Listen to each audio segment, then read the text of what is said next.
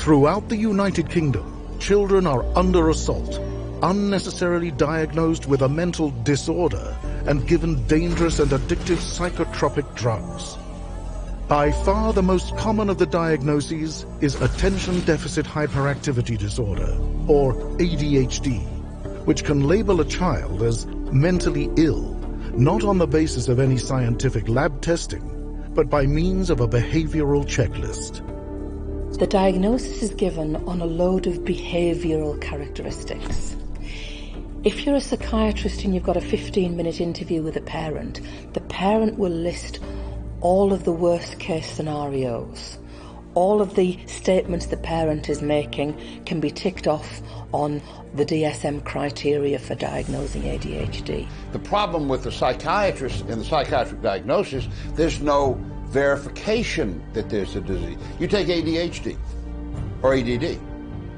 Well, you know, this is normal childhood behavior under certain circumstances. Bored child, stuffy room, lack of physical activity.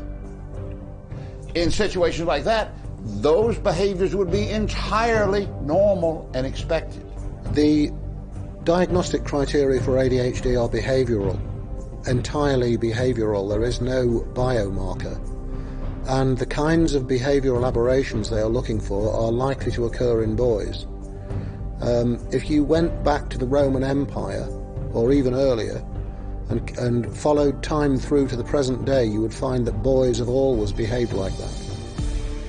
To counter charges that these children are being drugged not for any medical disease but for being children, psychiatrists claim without proof that ADHD is a real physical disorder stemming from a chemical imbalance in the brain. I think if a psychiatrist is suggesting that it is a chemical imbalance that's causing the difficulty, then we need some evidence that that's the case. You must clearly establish that there is a clear anatomical problem that leads to the misbehaviors, or that there is a clear chemical imbalance that leads. It can't be done. It has not been done. There's no indication whatsoever of chemical imbalances, and frankly, we've been waiting long enough for evidence of this. Although the chemical imbalance theory has been debunked by psychiatry's own official publications, psychiatrists still use it to convince more and more parents to give young children very powerful stimulant drugs, such as Ritalin, known to cause a wide variety of serious side effects. Take the example of Daniel Woolvid, whose life is still impacted today from the stimulants he took as a child. Well, they originally told us in the beginning that it would calm him down, allow him to concentrate, which would help him at school and allow him to join in with other children. The doctor told us, that it would help Daniel. We just believed with what they said. I was on Ritalin for 3 to 13. Also, I say 10 years. They were constantly putting him on the Ritalin and then increasing the dosage, and you could see the effects that was happening to him, where he was totally spaced out, didn't really know what was going on. Having chest pains, being sick, getting all dizzy. There'd be instances where, like, he could get sometimes violent. He used to hit you. He went through a phase of biting. And I do remember keep thinking I wanted to kill myself and all that sort of thing. And in the end I just had to phone up the social worker and ask to come take my son. I can't even talk. I feel that the drugs have damaged him in as far as he's got 10 years of his life missing. That I haven't got no memory from, because when you took Ritalin, it wipes your memory out, so I don't really have much memory of being on it until I come off it. That's when I start getting all the memory. You're never told the truth of what it does. If you can't remember your daily life, you're certainly not going to remember things you're learning at school. Well, I wish I could actually go into a restaurant and read a proper menu and all that, because of my moderate learning difficulty I got. We were told that it would help him, but it didn't help him at all. I thought it was just me, but I didn't have no idea it was the drug that was doing it. As a parent, you're not told of the dangers that this drug can do. Because looking back on it now, I would never have put my son on it. Statistics show that Daniel is not alone. In 1994, only 4,000 prescriptions for stimulants were written. Today, that number has soared by 187 times to a total of 750,000. Psychiatrists want the world to think that giving children these drugs is perfectly safe, effective, and well tolerated. Well, how safe could it be to actually give a child a medication that the oncologists are increasingly considering as chemotherapies for cancer? Some of these drugs have proven to have very serious effects, far way beyond of treating what they are supposed to be treating. The use of drugs often affects vital organs in your body, and these organs are gradually being destroyed very frequently by the use of these medications, which in turn shorten life. You're going to have thousands, hundreds of thousands of extra people with diabetic conditions, hundreds of thousands of people with actual nervous damage, perhaps millions of people with serious nervous damage. There is also in the UK an increasing awareness that people who become addicted really take years to resolve these problems. So the drugs are often worse than the initial problem which it was supposed to resolve. This is not science. This is snake oil salesmanship, and it is massive business. It is a huge business in Britain. Every year, an estimated 400,000 children are diagnosed with a mental disorder and given powerful psychotropic drugs. Enough children to fill Wembley Stadium 4 times over. And the numbers are growing. Under the guise of a health initiative, authorities are now importing American-style mental health screening programs that use vague and open-ended questionnaires to assess psychological illness. These screening exams are basically designed to get information to where a child can receive a diagnosis and a label so that they're eligible to be drugged. They want to control any kind of behavior that they consider to be bad and socially unacceptable. So if a child objects, if a child does something that they consider to be inappropriate, not illegal, but inappropriate, then they want to try to remove the tendency to do that through the drugs. The use of psychiatric drugs to, if you like, act as a chemical cosh to unhappy children is a sign of our disordered society. We like to think as a society we look after our children, we care for our children. We're appalled at the whole paedophilia thing that's come out in recent years. We're appalled at that. We're appalled that anybody could ever abuse children in such a way. And yet we're doing this through medicine. Today, such screening programs are being quietly installed across all sectors of British society, especially to children. And with a stimulant drug market worth over £33 million a year in the UK alone, mental health screening and drugging is big business. The leaders of tomorrow, our children, need your help. Without public outcry, children will not be protected against the plague of psychiatric drugging. Every child has a gift or a talent.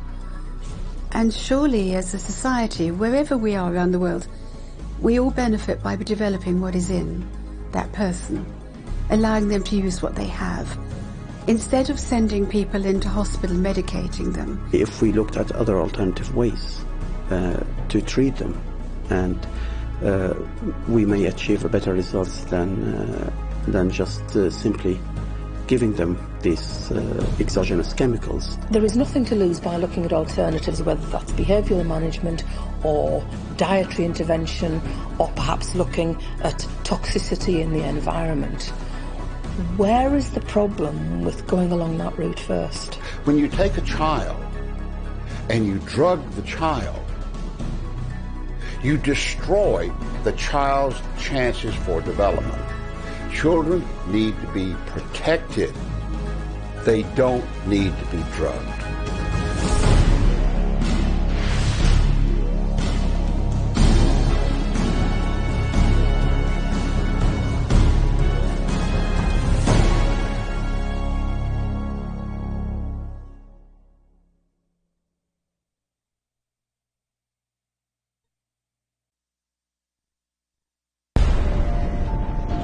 you can convince somebody that they've got a medical or biological problem, that the only thing that solves it is a pill, stands to reason you're going to sell more pills. The whole pitch appears to be to sell, market, and sell and market. My pay was based solely on my ability to push drugs through my territory. It was a business, and you had to get as many prescriptions as you needed, and you did it however you could. They don't need to report all the trials that they do. They only need to report the ones that they want. Almost every single one of them had financial relationships with the pharmaceutical companies. I was told, back off. You will not expand this investigation into the drug companies. Psychmeds didn't help me at all. They made matters 10 times worse for me. I began to experience suicidal thoughts. Didn't have the desire to live. One day in America, every person will be on drugs, healthy or not.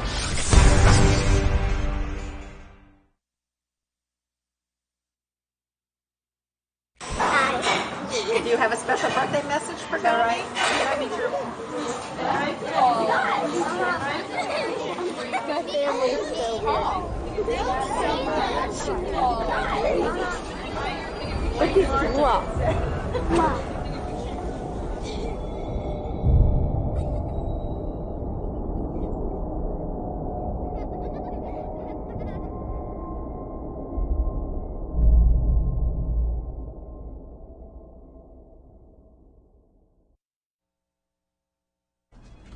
In your son's situation, I would recommend that we go with medication.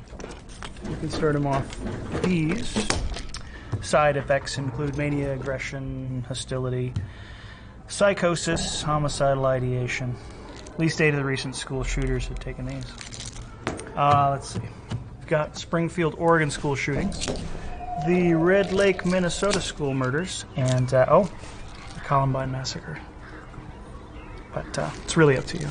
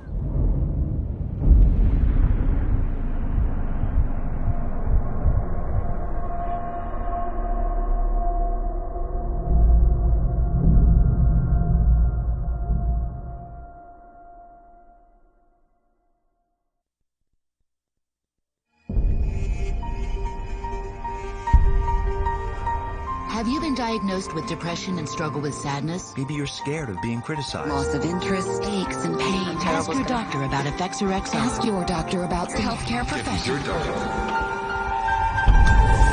No one knows precisely how these psychiatric medications act. There's not a great deal of scientific support for using them. It's trial and error. If he had told me then what I know now about it, I never would have taken it.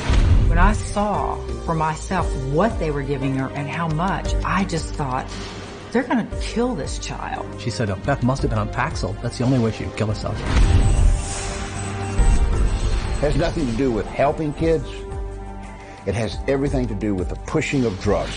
The desperate thing about it is that it's all dressed up in the name of science. This is not science. This is incredibly effective marketing. It has nothing to do with science. It's a business model, and it's $1 billion business model. It's all about how can we make money today, not what price are we going to pay tomorrow. We don't really know what they're doing. That's what scares me. There's no question that they manipulated the data. They're proving deadly in our labs, and they're proving deadly in other labs. Dangerous, ineffective. How are they selling them?